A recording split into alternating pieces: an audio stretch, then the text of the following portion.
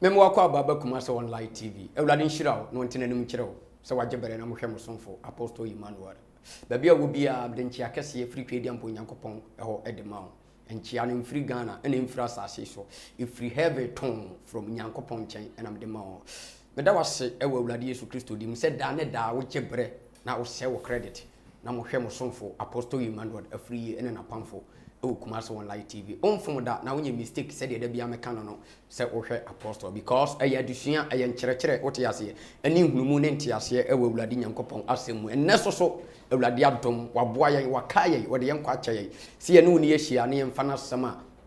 I know the new and famro and then no baby didn't come then come on near no bedin ya two dinse dreams and interpretation diasun and then in cherasie say a casa diasuna what yasi saying. So ye kasa da yeso a wote ase yesen impact be kura na da ye ewo wo nipa brabo ene ne kra so ebi a wonim ene awurade be fame so aboa wo na wakyerɛw amwa ba be te ase obi so da ye wamfa da ye no of de da ye ni diagoro obi so da ye no so ye no de diagoro ne wawu obi so da ye de da ye ni diagoro ne na wale asɛe obi so da ye de da ye ni diagoro ne wakwa kopie afiase memfa wo da ye so eni agoro nti nyabotre na tam chuku na efa pen fa paper na e follow nkyerɛkyerɛ tie mi pɛ yo me se fa book sa fa pen ka ho ne follow nkyerɛkyerɛ de me kyerɛ bia wa awurade di mu no mepɛ sɛ wo bɛtwera to because daakye asɛm nti ɛna me kasa ɛmfa wo da yɛ so eni agoro onyankopɔn enipa awurade sɔfo ɛmfa wo da yɛ so eni agoro nti ɛnɛ dai awurade bɛfa yɛ so aboa ama da yɛ a waso a wonte ase no awurade bɛfa yɛ so amwa wate ase awurade be fe so amwo hunu daye impact ye wo ewo nipa brabo so ene ne kra so ene nyame nko anam wo ha sofo asante wo ha bi ono na odube wula tweresem no mu amwate nsam anyankopon ka efa daye so ho ono na dube wulam amwate saa so na sofo yima odifo yima ono so wo menchen obete ne nka very soon enchekra se ono so wo kasa tamuchuku na ka kire onu ase apostle ene na pamfo atrase wo de daye so ene ne nkyerase ebrew awurade nhyiraw wonte nanum kyerɛw sɛ da ne da woni yedi ahia yɛ nkyɛn wo yɛbɛkɔ yɛbɛgyafo ne nkyɛn na yɛamo makwaba wɔ awurade Yesu Kristo edin mu so for sante aba ma wakwaba yeja ho yɛ de o Nyankopɔn dom de awurade as nyame ahwɛ so ama de pachi de good asedan ko an yɛde ma good awurade ahwɛ so ama de pachi de asedan ko an yɛde ma awurade sanse wono na ahwɛ wono na aboa yɛ wono na akora wono na aboa yɛ ho ban odifo yima daddy ho yɛ asundwe bi aboko bibi ekoso kama adoni nti awurade nhyira na onti nanim kyerɛw ɛwɔ awurade Yesu Kristo din mu okay ya to aso ya ka sofo yima daddy fire call ani die kwa asundwe firi osoro enka obi bela hwe dwumadie we na ye anije eye ahosepɛ sɛ ene wo hwe dwumadie on sɛ wo credit on sɛ wadaje sɛ wo hwe dwumadie bebi bela wo a wo hwe dwumadie bia oso Nyankopɔn insha ya bae dwumadie so enche but ensenche ni pii ni adanse die pii aba last 3 weeks ya ba be ka safa spiritual marriage adanse pii na nyame adom asase ba yenu aba bi frɛ anopai papa na ye ni Jesus nko because wakomache almost 18 years but that direction now chene ba ncha ba ne tima boa ama wase owo adwuma mu hu ni yi ni ho edi kire no be wantimi ti papa de o kan se nyame inshira awurade so nhyira ene den so bibia wo hwe dwumadie kwankoma to yɛ sɛ wasa hye nyame di nyame apostle ni biem on sa wo bre so hwe dwumadie ene ye be kyerɛ bibi so nko afada yɛ so ene ne nkyerɛ ase da yɛ so ma nipa bibia bla bla sɛ obi so da bi wante ase ofa ne tra na ni ba ne so na wawie sa na bra bɔ na sɛ me papa sɛ na me kan je tamu chuku hwe dwumadie na diabetes aha on fie no ye mfiri asɛ de wo kyerɛ spiritual marriage no na nipa pii di adanse wo diabetes na da so ye nwie dwumadie no da resin ba ko po de be ma won onkoto on se sika wo ho be ye nwie dwumadie na wo de waso e be di dwumadie achi no ense che be wo dia e bia wo hwe be bia wo hwe obetima for number afre nyamedifo o how bia da so amane bia da so kona na atete bia da so obetima atonsa afre apostle awasa akasa ho 0242 55 0558 so 38 0242 55 0538 obefre apostle na ahawoni amani bia wonam ayawaresem ama me person me bobo so because bibi bela nyame ontimi nye ana no ka cha o ma say bibi ye mmeru ade me yonana kama kuma to yem ne hwe dwumade na dwumade enko awie ne me didi se nyame apostle de no wato so oni hwe moda si utas ne mo mpai adura yeda wase se wadi nkunim ene dai o ma osunjua ye kese we nso wasem ba asem na odam so di bo wi ase ma sane me kese we kra so na dwumade enko awie aka so no aye yeda wase se wadi nkunim adomti amen amen amen amen amen the otenenka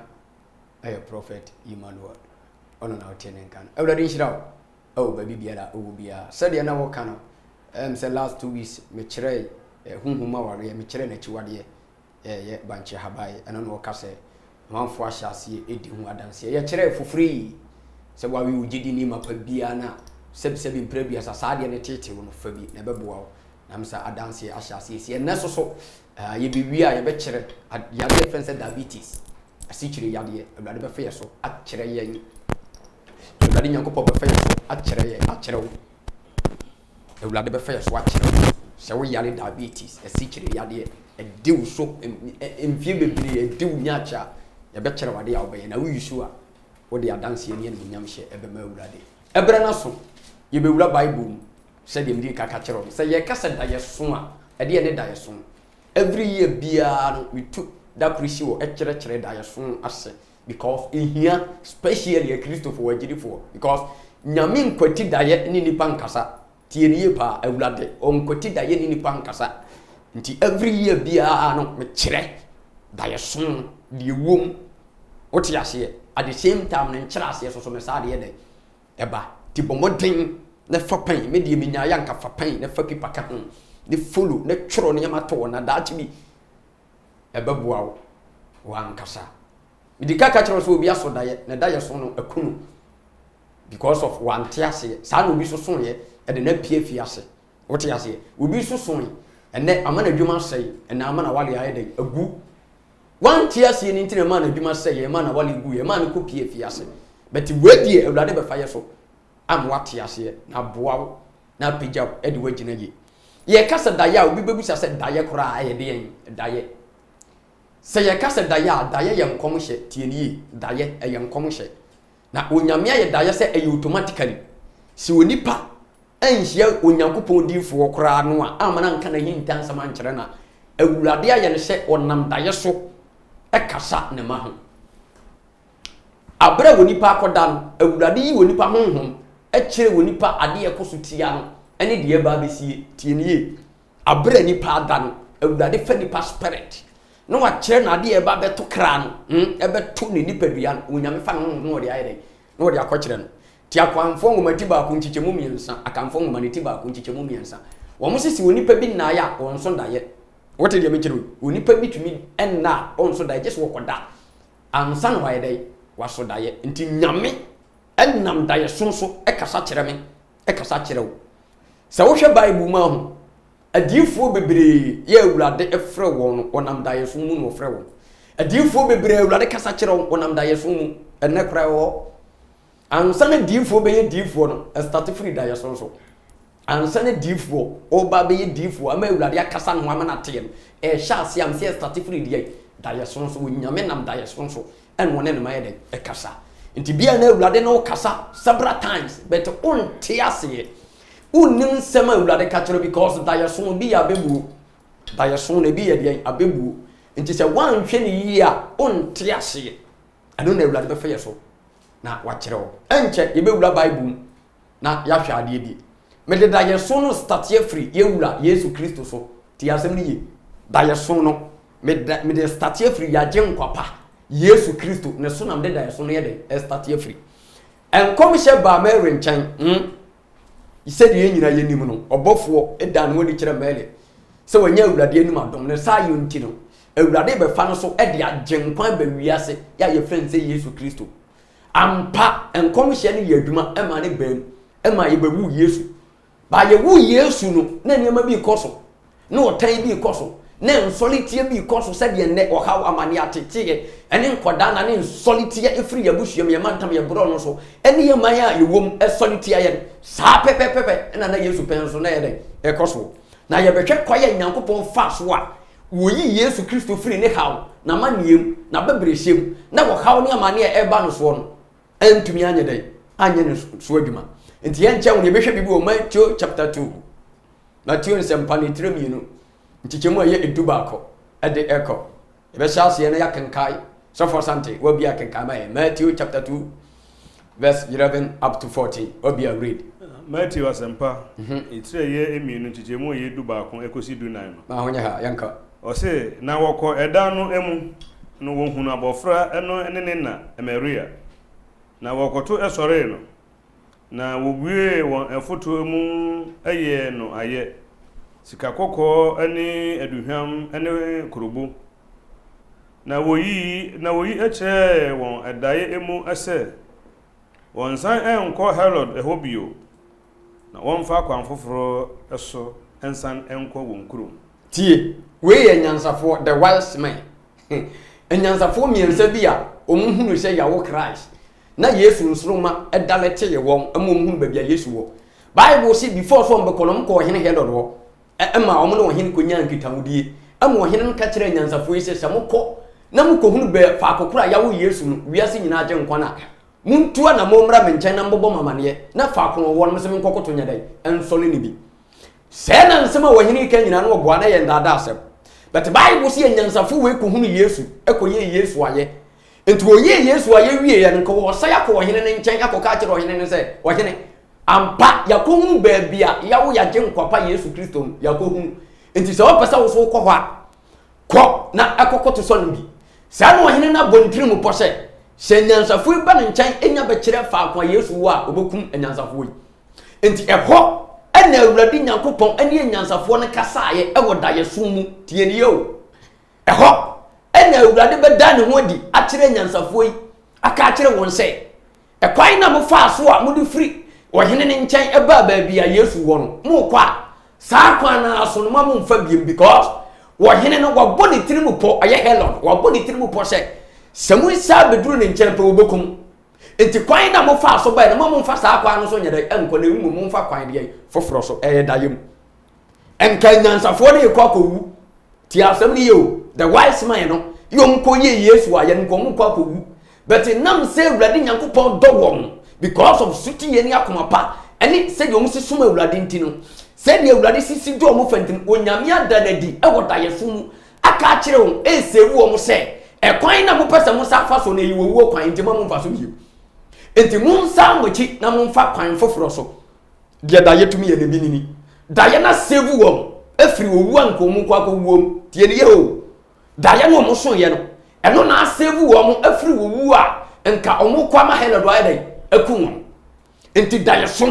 wo nyame fa da ye so kasa kire ne ma abra wo hawo ba abra tete ba abra Satan apna ni bibia ayedai etia ye wo nyame nam da ye so kasa kire se ho na Awurade kasa kire na wantia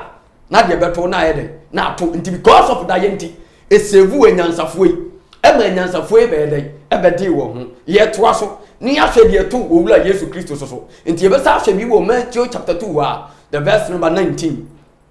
up to 21 Matthew chapter 2 the verse number 19 up to 21 me pese ofa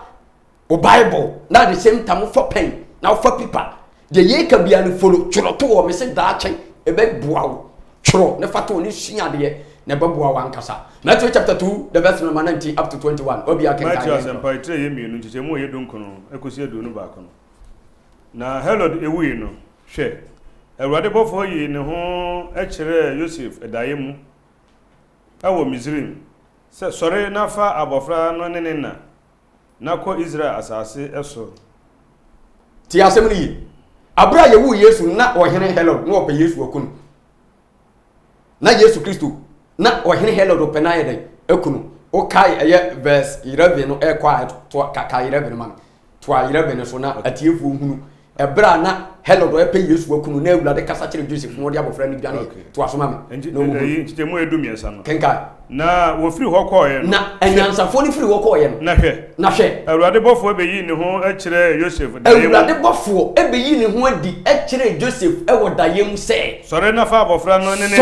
na fa abofo ye friend se Yesu Kristo ayawo no ene na dwane ko Misrim ne dwane free babia wo e ko Misrim na kwotena ho akosi se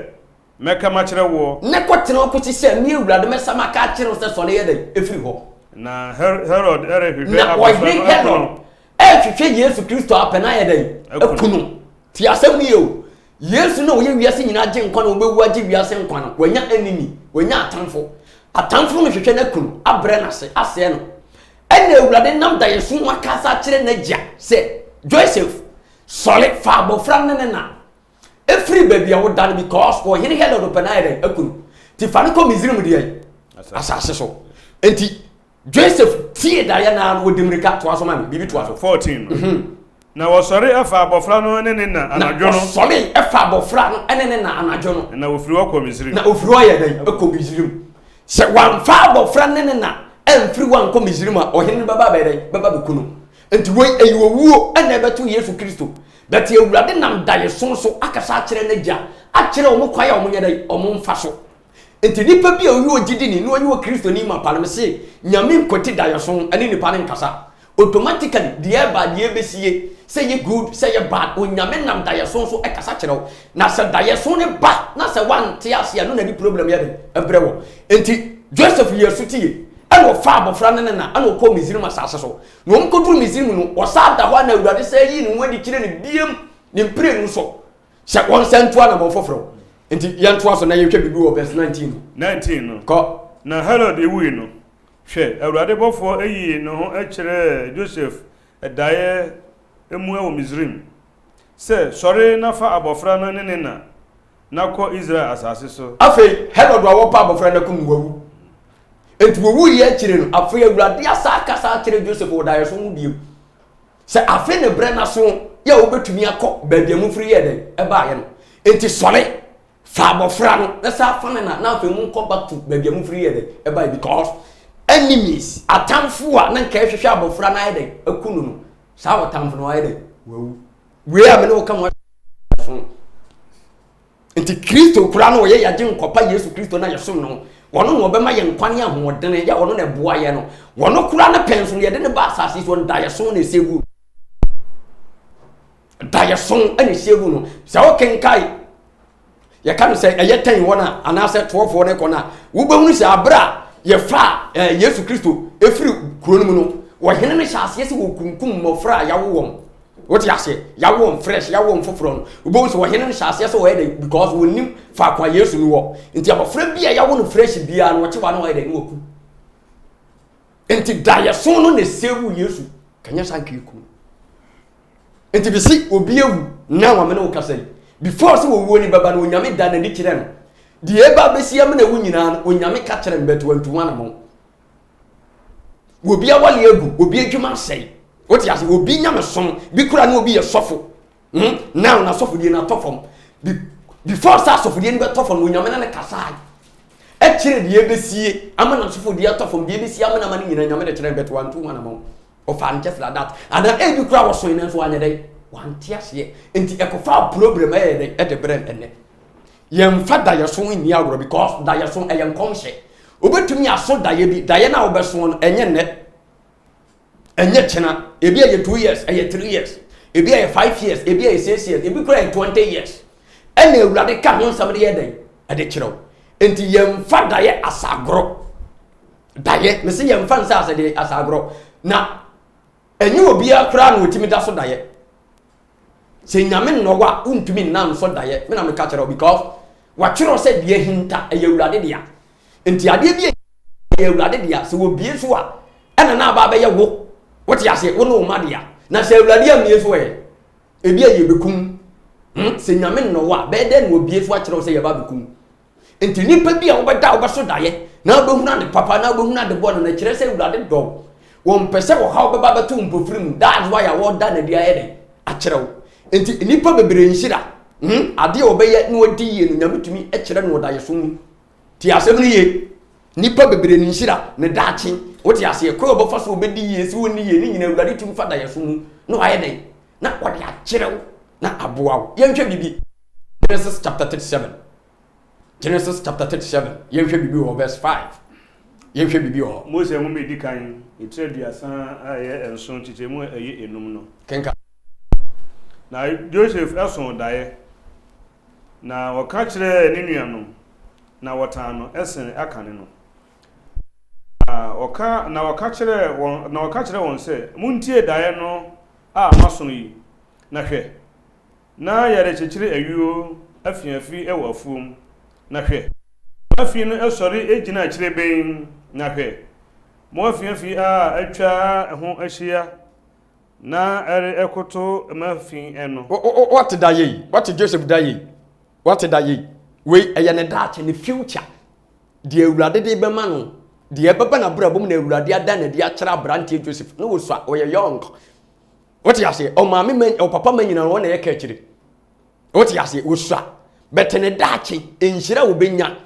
ɛno na awurade ada na de akyerɛ no ne titiri wa wo bɛyɛ no na awurade ada na de akyerɛ no na ɔso daye no ɔso yɛ no ɔso ne sɛ no onuamu nyina atwa ahyia wɔ afuom meboa ɛna ɔmo kyekyere afi meboa yes ɛna afi no ɔmo kyekyere no ɔno nko ne de asɔre yɛ dɛn agyina hɔ kyerɛ bɛnyi ɛna onuamu de atwa no yɛ dɛn ahyia o ti de me kyerɛ daye we na ya bebuo ti asɛm no ye daye we me se yɛ dɛn aya bebuo waso ne daye a wɔka ne nsɛm bɛto wanka asɛm straight forward wabu ne bɛ enti ehie nipa wo nyame honhom wote ase ne watumi akyerɛ ase ase kyerɛ ne sɛn to aso mame na afiafi na atwa me ho ahyia na ɛrekoto mafi na ɛrekoto me mafi ne kɔ na ne nuanom ɛka kyerɛ ne sɛ woyi daye we kyerɛ wo nuanom no ɛna wo nuanom ka kyerɛ Joseph sɛ edie na obedi yɛ so hene enti edie ɛna wo ba bedi wo nua mpanyimfo yɛ so hene anaasɛ hyɛ ɛna wobɛhyɛ yɛn soɔ anaasɛ hyɛ na wo ba bɛhyɛ yɛn soɔ kɔ na ne daye ne nsɛm no enti ne daye no wɔkɔ so tane no nsɛm na waka ne enti no wɔkɔ so yɛ dɛ ɛta no bebree ɛta no Joseph because daye na waso na wayi akyerɛ wo nuanom no ama wo nuanom ahu sɛ wo ba bɛyɛ dɛ wo ba bedi yie wo ba bedi wɔn so panyin nti wɔhyɛ aseɛ sɛ wɔyɛ dɛ wɔtan wɔn enti Joseph na ma ne hunu na tete ne kɔda na wo fa mu wɔ abrabom nyina ɛyɛ because of daye ti asɛm ne yo wɔnyini wɔnim deɛ wɔ n'anim but nam say awurade do ne nti no dayem wonam daye soso ka Joseph say obe nyina no obedi won so including omame ene papa obedi won so to aso na daye no biom da so ho to aso na oso daye foforo bio na woka kire ne nuanom se hwe maso daye bio na hwe wowia ne osane ne ensoroma edu baako akotome maso daye biem wowia ane osane edu baako ye den ekoto na esole me ko na woka kire naja ne na anuanom no na woka daye so no kire naja ne na ane ne nuanom nyina na naja eka nanim se na naja eti daye so na abofra na eka no agya ne te daye na no te daye na se o ti ase ha me see agya ne te daye no we den o te daye na se o te daye na se Jacob o te daye no de ase enti wo kan nanim ka asesai daye ben na waso yi Joseph akora ketwa daye ben na waso yi ko ba na mene wo na ene wo enuanom ebeba ababekoto enti wo pese wo kire se daye na waso wanim se metie daye no ye na nyame honhom ebo me a kire me daye na se ya na wo abofra Joseph a wo ye beka kire no wo pese wo kire se enti me wagya mene wo na ene wo nuam nyina no enti ye nyina ye bedwane ato a ye ba bekoto wanim ya wo na wo ba bedi ye so ene na jaka sai na ni nuanum ani bre no na ni nuanum ani ebebre no na najade na najade odi nsem no sie na wonim daye no ene ne nkyira ase enti wodi nsem no ye den esie no ti asem no ye naja wote daye so ne de ase enti nam se wote ase ni enti no hallelujah amen Bible say Jacob de nsem no ye den esie because the awurade aka no okosoro ba fometwa se ye den ebam enti wodi nsem no ye den esie enti daye so ye de sie tie ne ye wo hwehwe me tie daye so me se ye de sie tina me ka kire wo se fa pen ne fa book na daye na ye kenkai no na ye be kire ase no fa sie daye bia wo beso bia no kire na fa daye no ye den fa to ho because eye wo da achi asem enti Joseph ya abofra wonyini but ne daakye onyame akyerɛ ne daakye de ebesie ne de ebɛɛdɛ ebeba enti wo woni awurade nam bia no ɔhaw ne abebrɛsɛ ebeto ne twasɛ awurade ntimi da na di kyerɛw sɛ wanhyie odiifo kura ma odiifo na nhyɛ nkɔm anka wahintasɛm a etwasɛ awurade nyankopɔm ɛnam daye so ne wotumi ka wahintasɛm ɛɛdɛ ɛde kyerɛw ɛnɛ yɛayɛ daye so automatically yɛatwerɛ daye so ho book sɛ automatically sɛ woso daye a yɛwɔ book bi a wobɛhwɛm ne ohunu daye a woso yɛ nkyerɛ ase is a wrong eni babia ti asɛm ye eni babia daye so sɛ woso daye a na on ti ase de otim kyerɛ wo daye ase ɛyɛ awurade nyankopɔn ɛne ne honhom nipa mienu betumi aso daye ya daye so no yɛ de shame bɛte ne nkyerɛ ase nko ti asɛm ye nti sometimes ya yi obi automatically sɛ woso daye na wo hye school atare a yɛsɛ egyina oma nsa kyire okɔsoro fa mo bɛsa wachi nyɛ sa ne aka no bɛte nte sa ti asɛm ye sɛ woso daye na wo te classroom a yɛsɛ ɛkyerɛ sɛ wabra bɔ bɛsa nachi because my year school 30 years ni but me so daye no still now me da so egyina school dem ya me tworo nsohwe enti ne yɛsɛ wabra bɔ na ɛbɛsa wachi ɛnte sa is never true daye bia woni pa bia bɛso no ɛwɔ ne nkyerɛ ase ɛwɔ ne mini na ɛwɔ senti a woni pa na yɛdɛ aso sa daye no ti medical ka kyerɛ sɛ woni pa baako ɛbɛso daye daye no yɛ the same but ne nkyerɛ ase yɛ no enye the same o ma won sa so obetumi akasa so fo papa so di so fu bi ani tim kyerɛ daye ase ana ni pa bi ani tim kyerɛ daye ase enye ni pa bi ani tim kyerɛ daye ase enye ni pa bi adoma kyerɛ eguma hodo obi ane ne de wo hwe Joseph a na nyame honhom wɔ no so but a gift ye awurade de ama no ayɛ daye so nkyerɛ sɛ waso daye pa no sɛ wo hia obi obɛkyerɛ wase a Joseph ne gift no emfa wo ne daye no sɛ de sitie ukoduru Joseph onim a nyame honhom ewo ni mu no ɛbɛkyerɛ wo daye na waso no ade ase enti nya asɔfo nyina ne tumi kyerɛ daye ase eni wo sa ene kamia yɛ sɛ kwa asɔre beson daye a ɔsɛm sɔfo na ekasa no na wo no saa na yɛ yɛ no automatically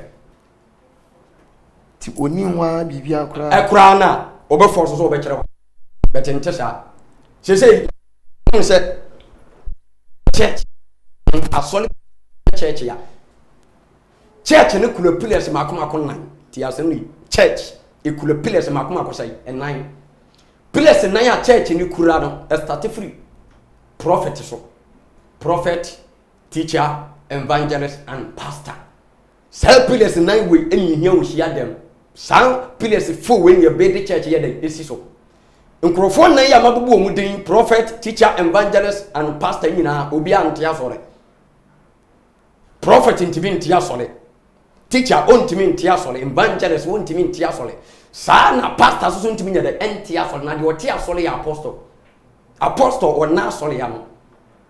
apostle bia yusuani oyo somafo wono na yasoma no wono na awurade aka kire nse onfa nsem nko wiase afa na nyina nka nkira bode enti apostle ten sole otia sole ni wi a church no obetie no obenya prophet wum obenya teacher wum obenya evangelist wum no nya ye kan say pastor wum obi a so handle church no ma san krofofo wi no move enti say ye ka church ya evangelist nkontumi na asafo ano teacher nkontumi handle sole prophet nkontumi handle sole sa na pastor nkontumi handle sole better na nya sa na ye kono en evangelist nkontumi tena sole ono nko na da no o preti e wo bibiem prophet timite na sole teacher timite na sole pastor timite na sole is wrong because church no ehia pastor nwosra ohia teacher nwosra ohia you can say prophet nwosra sai no ohia evangelist no so de nwosra enti daye so a wo beso no se yo san krofofo we e wa sole ho a eye dan ya ba ko benya gift ye fa daye so ya wo so obetumi atere wase but ne asofo aye pesamenkumunya o te je me kire we ene obi ama no so anu ate church obi ama no so anu ate asole nti quality a Yesu Kristo di jaye na asomafo no Peter muso di jaye no na ye hunu sa qualities no wo church mu eje kwa ye fa so te asole na ye nte asole no ewa awurade di mu ye nte no ne kwa so ne ye nte no ye ka no say pillars ye say ye dey ye te no so nti sa qualities na ye hunu wo Kristo so bi mu nti na hwe Kristo so ma esenke nti members ne duom te ye dey apempem because soft no ten na so ye evangelist what you say e nyame asem no woka ontumi nhye nkom but bibi so hinta nyankopɔ ma no ohia difo obeka agere no enti wontimi ntene wo just wo sa asole ko chinchin ti we na awurade amfa kwama na wo chinchina na wo ko pie di fotorofo yanka the birth of Jesus ni nyi ebe we Kristo ni na ba di yem na ba enti mo be bi share sa Herod yem mo go na anto senka eduru ho no ko be den na di ante ni di fo bi nti means wa pedru we bi critical ye nyame pa no enye nkom se we can come say start e me pie twem asa na ye be o papa no but that particular issue here can one say MPM baby the why say one dey odi woni sie no den na di che Joseph dia hinta me se ye hwan dia nyo no na atwero ade bi ye hinta ye urade dia obie so na abaye wo ene me ye ne ye madea na wa mie so ankyere we ninti na me kyere se da ye so ne obi an oda wotimi so da ye wo nyame do a na wo koda wotimi fa ho ho kyere wo de ye koso wo o te dem kyere enti we hinta sem bebira nyame de ne di kyere nkrofo bi ba nkrofo mi ni ana kura pa na me ka kyere ye kura ye asofo no nya ensem nyina na awurade ka kyere but ye wo particular asofo bi wo no ma ye wo nsem bu nyame tum no mo ka ye secret ye obi ani including asofo enti wo awurade do wo no no ka bibi kyere wo no de de hinta no obi esu ye den ade kyere enti na churches a loose qualities qualities ya awurade nyankopɔ de ma ye ne churches ya de a loose wo hwe yesu asuafo na wo nyina ye 12 disciples ya apostles ho a wo mo no ka kyere wo se munko wiase afa na nyina nko ka sampanya da nkyera bode enti de ye soma no ya apostle won transia dem apostle bi no da afore ya no wono de so woten so ne pastor evangelist teacher prophet wo nyina pie free apostle aseni apostle na wo sankrofo wo nyina ba bi apostle bedru obeti aso no automatically nyame beyi prophet ya free aso no obeyi evangelist ya free obeyi teacher ya free ma yi pastor ya free o mo na be hande aso no so nya sankrofo fo wo wie so oja aso no mo sa to aso ekoti aso no foforo na sankrofo fo yi handle church ansana nkonkron kra sa peke enkrofo wo church ni ma wasade gift ye nkonkron adoma chede be sa ye ama won ye ni nyina be boa safo no ne ne ye ene ne mpuntuo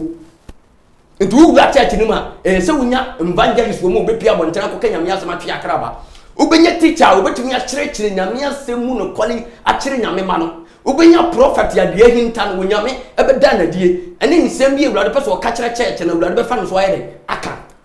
no wenya pastor wo yo dwahwefo ya wono de obrɛ no ho ase he de wodwo de wonyo de oya hanta de wonya hanta de obu ade de womu ade pastor no betumi na yɛ atena wono na so obi fra asafo no ma so obetumi akɔhwehwɛ na kyiri kwai ahobrase kwa so no asade na yɛ aba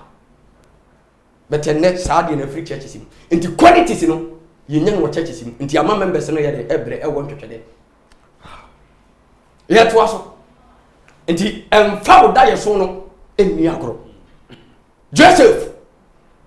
ne daachi enyina no awurade abomode de ye de akere no enam wo sompa ahobrase a awurade wo ma nti ana wo ma awurade nti ena awurade nyankopon ada sa ne ma ni nyina de ye de akere no Genesis chapter 40 verse 1 Mose ngoma edikan itrabia na nchichemu ba akoko obi a ready man Mose ngoma edikan itrabia na nchichemu ye eba akono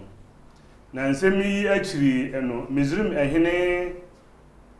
ensaheni ene nepano etuni efum won ewura Misrim ehene no na Pharaoh ebufoi ni pia efo ebanu no ensahefo epani ene panotofo epani no na wodi won ekogu afiase ewo ankobia efo ehene ankobia efo pani enu efie faako a Joseph eda ho na ankobia efo epani enu ema Joseph ehwe won so esum won na wo kire efiase ho ekakra ntichemu eyi enum no ahonya na Misrim ehene ensa eheni ene nepano tuni na ugu afiase eho eno Misrim ne nko a wodo nkogu afiase eho no wo mo besoso adaye ti asem yew de wo ye nhyaseni ani de obubudi ye pano wodo makogu afiase fa akwan Joseph ye den eda enu mu bi enu nyina bom aye den aso daye daeɛ no so no validate da koro ɛna wo nyinaa daeɛ no so daeɛ no daeɛ no so yɛ daeɛ koro te asɛm ni yo de ɔhyɛ nsa no daeɛ wo so yɛ no the same daeɛ na de obubu pa no so yɛ de ɛso yɛ but na ne nkyerɛ aseɛ no nyɛ koro ɛyɛ the same daeɛ but nkyerɛ aseɛ no sɛ na nyɛ deɛ ɛnyɛ koro so foto aso ma ho yɛ ha de kenka wɔn ba no nyinaa so daeɛ anadwo ɛso we ni daeɛ asekyerɛ na ɛso we enso daeɛ asekyerɛ ka na Joseph ɛkɔ wɔn nkyɛn anɔpa akɔhwɛ wɔn na hwɛ na wayɛ moson Joseph bowura hɔ na wɔnim asesa wayɛ moson wɔhunu sɛ bibi ha wɔ toa so na obisa Faro epiani ɛfoɔ no wɔne ɛno egu anuanom ɛwɔ ewura ne wura efie ɛno sɛ adenti ɛna ɛnɛ mo anim ayɛ busanbusan yi kɔ na wɔka akyerɛ no sɛ ɛna wɔka kyerɛ no sɛ wasoso daeɛ yasoso daeɛ ɛnso obiara ni hɔ na ɛnso obiara ni hɔ a daeɛ na yaso mo betumi ayɛ dɛn akyerɛ yaseɛ kɔ na Joseph ɛka kyerɛ wɔn sɛ ɛna Joseph bie na no ka kyerɛ wɔn sɛ Onyankopɔn ɛne ɛnkyerɛaseɛ ɛwɔ no Onyankopɔn wɔn na ɛnkyerɛaseɛ yɛ dɛn ɛwɔ no ti asɛm ni Awurade Nyankopɔn wɔn na nkyerɛaseɛ yɛ daeɛ nkyerɛaseɛ yɛ dɛn ɛwɔ no yɛn kɔi monka nkyerɛ me monka daeɛ so no nkyerɛ me ɛna nsanhwɛfoɔ pani ɛno ɛka daeɛ no ɛkyerɛ Joseph sɛ me daeɛ no emu no me daeɛ no mu no na hwɛ bobe bi esi m'anim wei ɛyɛ asɛm a nka Awurade betumi aka ne dalete akyerɛ no ama na te aseɛ betu obu ni bɛ enti ɛnam abɛbu ni ntina ma wɔnte daeɛ no ase nso daeɛ no yɛ good bɛ wɔnte aseɛ wɔse daeɛ no mu deɛ bobe bi si n'anim ya bobe ni si n'anim na bobe no apai enkurabata miɛnsa bobe no apai enkurabata maako miɛnsa kɔ na ayɛ sɛ deɛ refefɛ na bobe na ayɛ sɛ deɛ refefɛ no na anyini agu nhwere no bobe na fefɛ anyini agu nhwere ne kɔ na bo ensia ayɛ aba no abre kenkai na Faro ekura emu na Faro ekura mu na metiti bobe aba no michi egu Faro ekuruwa enum na mede ekuruwa no ehye Faro nsa na Joseph eka ekyere no se ana Joseph ka kyerɛ no se na ne enkyerase ni dae na waso ne enkyerase no na mede bɛ bata miensa no kurabata na hunu ya no ɛyɛ nam akoma akɔsa miensa na aka Awurade betumi aka kyerɛ no dae sɛ aka nansa yɛ beyiw but what yɛ ne kurabata yɛ dua kurabata o te deɛ me kyerɛ sɛ yɛ ababuo ɛna ɔsɛ nkurabata na hunu yɛ ɛyɛ nam akoma akɔsa miensa saa na miensa no yɛ bɛba beyiw ayɛ dɛ afre fiase wobɛsa akɔba to wadwuma mu na wadwuma na woyɛ mo wɔ hene no watɔtoa so ayɛ dɛ ayɛ enti daeɛ a woso yɛ no yɛhunu bobo aba yɛ apepa nkurabata asoɔ no asekyerɛ no sɛ yɛbɛyiw ama wo hene na wohyɛ ne nsa na wo sa ayɛ dɛ akɔhyɛ ne nsa enti meka kyerɛ sɛ nansa so pɛpɛpɛ yɛbɛyiw na sɛ yɛyiw na sɛ wokɔduru fie a yɛ ayɛ dɛ yɛ akae toa so dumiensa no kenkai aka nansa na Faro ama utire eso ede wo asa na kwakosi odibie so ebio na wode Faro ekuruwa ahye wonsa akane sa akane wadwuma opposition we nsa sheni no kenkai nanso se eye a kaime ko na se esi wuyi a ye menso adoye ya menso so madoye ko mi din e kire Faro na ebom din kire wo hene Faro na o meyi me emfiri afiase ko efiri se wia ana wawia me Hebrew efo asase so kenka na eha anso menya hwe a anka esese wode me ebeto amane yi emu ko 16 no na panotofo epani eno ehunu se enchase no eye no o ka kire Joseph se menso medaye emu eno panotuni no na hwe eti ensahefo nini ne de no wohunu se ne daye na ase kire ne ye no won so eye nani gye se won so be ka ne daye so na ye a kire Joseph because wo nyina daye kro no ma ye o maso nti wo hyase se wo ka ne daye na mutie de nzo si ye ko hwe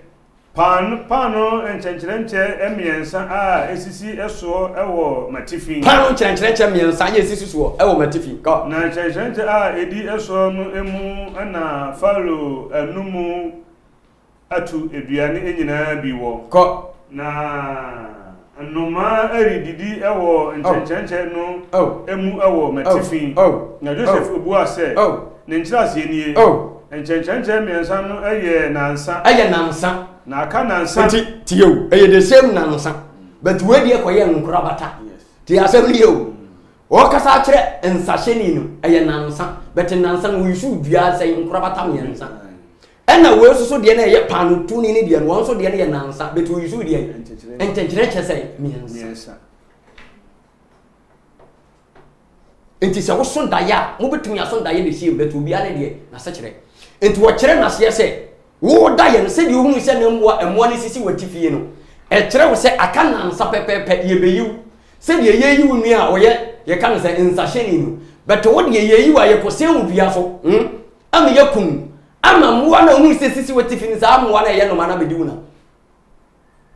enti da ye ba ko mo mu nyina so but we de ye die we su de ye de wo tu obi ka kire wo se da ye so ye wo book ya tworo ye automatically ye de kire da ya sia is wrong ntesa we be betima so da ye na wote classroom wote ya sia sa classroom na wote ya bia we school da bet sa classroom wote ya na wo so da ye na wote wona de ni be ko yedi we be su betimi aso na wote classroom wa bet de ni be ba na chi ana de ni be ko ngugu ase kire ni se wo so da ye na wote classroom abra wa ojitu se wo ko usuku nyina wie bi kro obodu se nyina ayodwono bet wo so da ye na wote classroom ma still na wo sua de wo ye exams ya at the moment na wo so sa da no hwede wo wani number 1 bia na wo kopa adwuma ti asem yi bia wa twira application bia ko adwuma mu application na wo twira ko adwuma mu ye be ya wo exams wo boko interview am ye busebusa wo sansam se urade do no obenwa before wo say adwuma no pono no beba be bia na urade betumi abeso da ye abebuom na urade beso da ye na wo hye squat na te classroom na wo twira wo nso hwe nsohe na wo twere nse wutimi pass wo da yeso mu na awurade pese wo kyere wo se adwuma na wo ba be ko interview no automatically wo be pass that's why awurade am wo ko tena sa hia dem aye kan se school dem wo ya wo hye school atare wo kyere wo se adwuma na wo be wuram is a school interview na wo be ko is a exams into ko wo be fa so wo be ka tora mu ate ase no se wo be hye school atare no wo tena school dem wo te gemi kyere no wa hye ase se wo ye exams go bi ko na ko wale etimi ba ebi afa no duru mpanyim fiefo be kwa kowura waliem wote ase automatically awale na wo kowura mu ye exams tu betumi aso da ye na out school dem na ye exams number 2 yese se wo so da ye na wo school atare ana ase bia me so da ye ba bia matena twam ebi ti se obi o wa abrochire na wo so da ye na ne da ye so no hu se wo sa wo back to Ghana ba bia na wo te wada so ho ya asabi ne namfofo a na onim wo no mo ye da edi agro automatically ya chiro no se eye nipa na brabo na ebe sa na chi betente sa so sa da ye na automatically betima chiro se ebia ba bia wo tena ye na ya tete wo no obi bia ka ho ti asem ni ye ebia ho na wonhira wo ye sese nka won saka bete wantwen antobo antwen bre sese nhira ne de epie enti se nhira no ho a utwum no betene ye pe anytime bia obeso da ye bia no ye do beba fie ho because ho na wonhira wo aka ho and was all free ho enti anytime bia obeso da ye bia no honhom ade wo beba fie ho abekere wo se ho na woni mapa ye de ewo enti se woni pa bitimi so da ye na fie wo free mu ba bia etete no ba bia wo tena ye adwuma bia wo ye still now no waje adwuma no so obeso da ye no da so ho a ekere se aka ne bibi ho other say good other say bad number 2 se meso da ye na ba bia matena free wo still now be da so te ho atie ne ye ebia ne ho wo hyebre woni wonyam ye gye ka ho ebia ba bia wo ba bia ye twa wo fruma won so da ye na still now wo da so hunu ho ebia animonyam na kura ho no ye hunu enti ye gye se animonyam no efie ho ne ye de hye enti anytime bia obeso da ye no honhom ade obeso aye den akofie a kyere wo se bra wo bre atete a wonam amanihuna a wonam ho nyina e ho na ye den efiri enti sai ko ho ne kototo woniam ayi ansa na wotumi apushi aye den akowonim enti daye ye ni automatically sɛ daeɛ bi a ɛbɛ so biara n'ase kyerɛ ni is ɛnte saa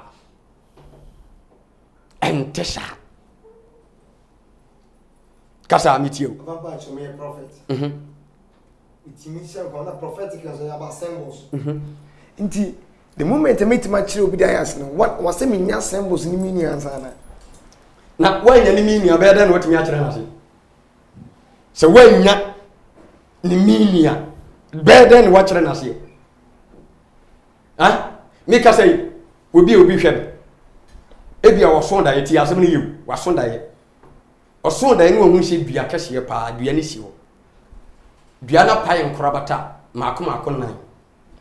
nkorabata nan na nnua na pae na ɛyɛ ne man no wɔn sɛ mienu awu mienu soso nyɛ dɛ enwi ɛwɔ hɔ kama ɛna mienu na so from ɛna mienu na aka no so ayɛ dɛ ewu si yɛ frɛ kan da yɛ wei kyerɛ wa asɛkyerɛ ne sɛ asɛkyerɛ ne sɛ o maame a wɔwo wɔn ne dua na si wɔ no dua na wudu ne hunu na yɛ o maame ɛman na hunu sɛ yɛ maako fɔ no ɛyɛ o maame yɛ mu mma ɔmo yɛ nan bɛtɛ ewurade pɛ so ɔka kyerɛ wo sɛ o maame yɛ mu mma no mienu ɔmo wu wote deɛ me kyerɛ no yɛ ka na abrabɔ mu pa ɔmo ntimi mu abrabɔ no ɔmo kɔ soro ba fam ɔmo bɛdi hia ɔbɔbɔ bra ne sɛ deɛ ntumi nkɔ so bɛtɛ yɛ wɔ adatu bi a ewurade bɛ brɛse wɔn ewurade bɛ hyira wɔn ɛwɔ abusua no mu hwɛ lady bi frɛ me ho ɔka ne da yɛ so kyerɛ me na da yɛ so na ɔka ne yɛ yedie da yɛ ti asɛm ne yie me sɛ yɛ deɛ yedie da yɛ bɛtɛ kwai ɔbɛfa so a yedie ne baba no onim kwai ɔbɛfa so a yedie ne baba no onim ɔso wɔso da yɛ na da yɛ ne mu no na wɔhunu sɛ wɔgyina afuo na afuo na wɔgyina mu no na wɔdua ahwedeɛ na ahwedeɛ no wɔdua na yɛ baako pɛ ba ahwedeɛ na abɔ ɛyɛ kɛseɛ paa na wɔyi nti wɔtwa ahwedeɛ no ɛna ɔsɛ twitwa ahwedeɛ no mu nkuma ɛna ɔde ahwedeɛ no yɛ dɛn edua yɛ wɔkɔ obi mu no na ahwedeɛ no odua na yɛ bebree aba ma yɛ bebree baako ne nesi wɔ na wɔsɛ twa asoɔ no ya wɔde dua yɛ nase no asa piepie ya ɛno so aso kyerɛ sɛ ɛnso aba bebree wɔtaa so da yɛ no saa bɛtɔ wɔn ti ase ni yie die ni nhyira ho na awurade kasa kyerɛ no bɛtɔ wɔn te wote deɛ me kyerɛ ni yie die ni nhyira ɛna awurade kasa kyerɛ no bɛtɔ wɔn yɛ dɛ wɔn te da yɛ na se kyerɛ no sɛ awurade pɛ so ɔkyerɛ no sɛ wɔbɛhyira no na nhyira no wɔbɛhyira no yɛ ɔno awurade na bɛtumi ahyira nipa bi ntumi nhyira no but before sɛ nhyira no bɛtumi aba no yɛ wɔ ade bi wɔ agye so ɔbaa no yɛ nyɛ sɛ nhyira no mpie ahwedeɛ na wɔkɔtwa ayɛ no egyina mo ɔno ankasa biribi ɛsɛ firi no ho ebia na ɔyɛ adwuma woyɛ bosom yɛ adwuma obosom no pay no sɛ sɛ wode wo nsaka sɛ woyɛ adwuma uyi a wobɛtumi aboaboa sika no uyi a no sika wobɛnya nyinaa no ɛsɛ wode kɔba afɔdeɛ ma awurade yia no sika wobɛnya no yɛ da fotuo mu no ɛsɛ wode kɔba afɔdeɛ ana wode kɔ yadɔyɛ because afɔdeɛ no mu na wonhyira bɛpia yɛ dɛ aba afɔdeɛ no wɔbɛkɔ akɔbɔ no nyame de bɛgyina so abie no so ama nhyira yɛ dɛ aba na kwam enti ahwedeɛ na wɔhunu sɛ yɛ baako no ahwedeɛ nyina wotwa a woyɛ yɛyi na ade nti na ahwedeɛ a yɛdua na anyini abɔ kama na wotwa a yɛ wanwe na wo sɛ dua unim sɛ sɛ obi yɛ papa wo susu sɛ wɔtugu mɛwa sɛ wokɔ no obi atɔ mo bag maako du na mo na obetumi ano adi am na yeye no wakɔ no wɔtome no amu no gu asase so wɔtɔ pete hɔ a so wɔn hwɛ wɔbɛka so wɔbɔda mɛwa because amu no yɛbetumi ano adi saa de moment na amana yɛ dɛ amana yeye but di wo nyansa wonim die no amu na wɔtɔ pete yɛ no ebi a saa tam kora kom de no but year time saa mo bag du no wɔtɔ pete yɛ no nkɔ no wɔtwa bag be trillion enti sika no ne month pay no ne year pay no obetumi adi odi ebe yeye but enkofa nhyira mena do but ne papa mu a wonua afɔde ye dua so nipa bi obɔ afɔde obi ni nsɛm ya do ye bia no adua obetwa nti ahwedie na otwitwa ya wodi dua ne kyerɛ sɛ etwa sɛ wɔbɔ afɔde bi na bie ne nhyira so na ne nhyira ntumi yɛ dan epie na adwuma wogom a wɔyɛ no ya woyi mu sika de bɔ afɔde no adwuma no ebetu mpɔn ebu betre ebe ye bebre afɔde no obo enso bɛkɔ akɔtwe nhyira kɛse asade ayɛ dɛ ɛde abere yanko But then I'm always so that waiting. Spiritual and home ayemere. Lady minimum didn't come on. So on also that you see. But more now on Kai, but I could pen over Kai. We did this. Nah, that's just when you want you. That's just when you want you. Nipa bia was so daya. One Kai. So so daya na one Kaya. You want honam from anywhere. And you want him from anywhere. Tie honam from said you wani ne hunade no spiritually. Ya sa wani hunade. Anu na adifo wo. E odi hu asam ye den eka. Bayifo obi, malam obi, konfo ye den e obi. To mu nyina timi hu asam ye den eka. Enti nipa bia no so daye na se ade a wo behunu ntumi hu na kire se hu no aniwa no adum kanea no. Hu na ya mre ya chekere no. Enti ade bia ye be fa hu na kwekere we se nka wo kai. Na wutumi tu hu anamo ne tumi boa na ade nche no na wo brafi. Honam no atena hu no so. Nti ani tambia no a ese nko ni tia wo kai daye no na hu se daye se so nam so ye kire se na ebesi se me yesie no na wo brafi. Into automatically to one na ba to na to say one so die na pampa jo o kan san o say ye be fa won ne ko kire. That's the moment I be so that ye assignment ananya assignment yanka ye ko kire. Ha e assignment e bi e fie ahonhom bi atwa hia e bi apam bi da ho e bi ya plan wo wuo bi e bi ya hyehye bi atia wo enti anadwo a wada ho na wulade tim be fa honhom ye kanipa enipa enye dotie we de ade ani hu wo wiase nyina no ya ye hu se ye nipa no ye dotie se ye ka nipa nkasa as a human being wo ye spirit tie nie nipa wo ye honhom enti bible she onyankopɔn bo nipa e wo ni su ene ne seso enti nipa bia se awurade so nipa sa no onyankopɔn wo ye spirit wo ye honhom. That's why Jesus Christ ka kire Samaria ni ba na se ebre bi re ba na bre na wiedu se no kura Christ of agirifo nyina be so no onyankopɔn wo ene no kura because awurade ye spirit into oboni pa wonu sunu se so wode a na nipa so ye spirit enti nipa bia no se woda de wo behu wo da yem se wasore de asore ya wo hu se wo body ni da wa ekro na no ni nipa no se wo ne ya prane ama wo nu ya bi wo papa bi wo faase bi a spirit ni tumi eyiw eko kire wo ba bi kura ye bekum nuana na ye be si wo nuana nti ye bia wo so daye no na ba bia nka wo nuani wo be de da na ye de wakogina ho na wo nuane da ho a ya de da no ye nipa nyimi twa nhia wo ele Yesu awurade kire wo se nipa ni be nti ye se wo ye ho adwuma ana bia wo be so daye na ba hu se wo ni awufuo enam mo to nsa didi mo koba mo communicate mo te dan ba akum awurade na kasa kire wo se wo be koba bia awufuo ne da ye wo. That's why you know me communicate you know me koba no te fa ko ti nipa bi obeso da ya on kai bia no na ne honhom no ayembre ne ya chekere no ya de na to afi ase enti ye basa ade bia obehu wo spiritual bia no untumi nkai mpofiri mu na ade na ba ba papa yen come back to Joseph there. Okay Asondaye so for me ba yen ko oni ni nuama na te na waka kire mo wo mu so omo ya asofofo omo so mbi mu kura wo mo maniwa benifo bo we bi se atebe ene abu betia enu kwasem omo to omo hwase wono de wan susu ben na ni nua no no na no kura daye ntirase it how would I know say ni papi ye mistake wa brabom o e madam for keke o ye mi nua keke o ye me man o bra na me da kwa me so daye bi say but ena matia say ni papi ara ana what's the kind of channel o betumi aka oda ya jire nipa bia papa why betumi aka why say untumi kan jire nipa bia papa di ntia me ka sa ne say minim se no ko te da ya se ana me kam da ya che no ko betumi aboa se ya no aboa be nipa na me ni di nkomo no minim da say within him no owo ho mo etimi che da ya se betumi appoint ya me entimi nkuntia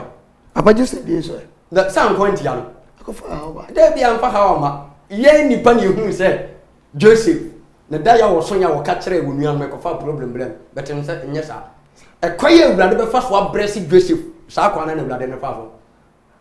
afiese a ye ka ne se amna ye ne kotu mu se nkiye kunu ya ye ni fram na ni mu ya ye ton no wote ase ekon aso mu ya wo firi aso mu ekọ ye ka ne se afiase tu afiase kopim se ni nhira pie no wan hwe obeka se sebi previous ayi onuan ne man ko sa pro da eye awurade but now say offer kwaye obefa so a ne yie die be pi eye sa kwaye ti obi ntimi si da so never da ye so so da ye na awurade nyankopon na se wo be hira wo a na mpa wo ne awurade ne nam a emfa ho ne ni bone mama ka secret jira se wo so da ya wonya pranka da ye ne nkire wo bia no ye wotumfo mienu omunim da nipa bi obeso da ye bia wunya so da ye nse kukuro se waka kire nipa o se wonka kire nipa o ye wonkrofo mienu bia o me ya honhom omuni number 1 nyame se wonipa bi so da ye na da ye no ntirim wona dwenem na kuma no wonka ya nyame ni number 2 Satan devil wo so da ye wo kan wanka Satan ni mo da ye wonim die bi nti so obeso le tia wa nya obeka na be me na so le tia on kan kro obeso le tia because wonu ni mu daate onim ba bia obepi eno onim bia beba enti dayason se ye beka se maso daye maka kire obi enipa na sibidaye no kwan wa ma me dayason na never na wo ankasa particular no umfa ho ma nyame ye because nyame ne tutu nipa no musi nyame ena me nipa hyebre na nsu ade hunu bam enti ewurade a wa kire wo saade se woni ewurade na nama emfa ho ne bi ofi atamfo ofi abaifo baye emfa ho ne di nipa boni ni baye wo dayason na waso no dirim na bebam na se Joseph onya atamfo na no man sinchira no kwa on se akire na wonua no ko ne nchen na abra na abrante na di no abrante no ewurade honhom nti no obete ase se onua ne mfom no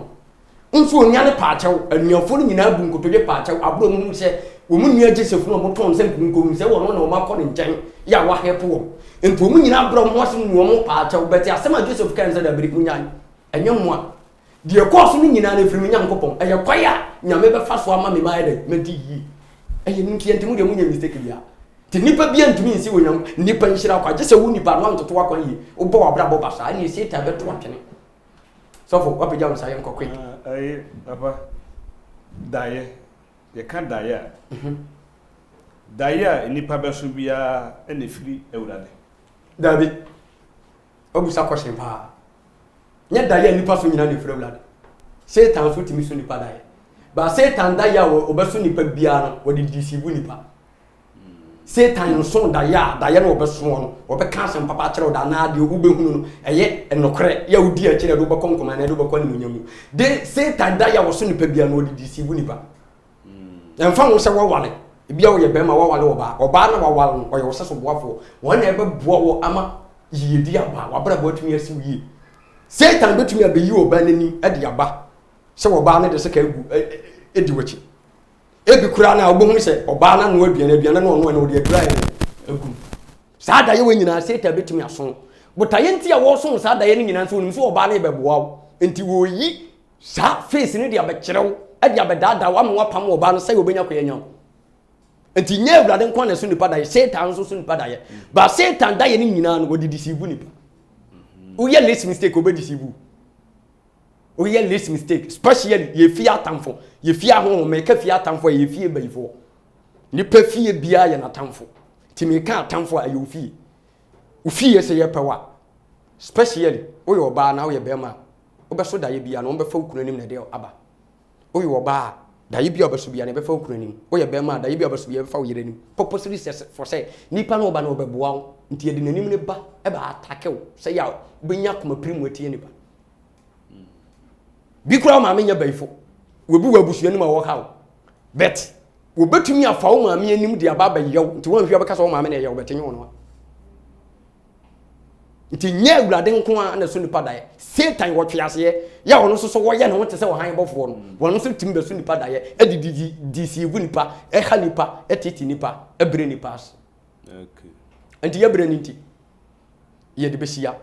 nti de mpesa wo te ase nse emfa dae so ni agoro daye sun bia waso a onte ahye no ubetumi a frɛ number no 0242 550538 o de ba ye be kyerɛ wase awurade tumi ne honhom nti 0242 550538 ubetumi e de aba me ka kyerɛ wase enne so nyame tumi nti ne awurade adom ne Kristo adom nti me kyerɛ diabetes anu aduru nipa bia wutie ye na diabetes esi kyerɛ yade how etete wo na ema wo pressure panka twade mienu na pekube unya kube na bokube de hwiemu nsuo no gu kapum de chima nka twade no hwa no kama de chim nsuo no fa gu kube nsuo no mu na nom ye na no pa anwumre anwumre saa 7 days na ekokọ cheke ufiga no ye wasi kire yade na hwese edaso ho etese de etie anase afiri ho any problem bia wo bia na unhia onyankopon nsem muwa no ugidi a fra apostle Emmanuel free ewurade nam nadom so ene ne tumi so ebeboa sɔfo yima yɛkɔ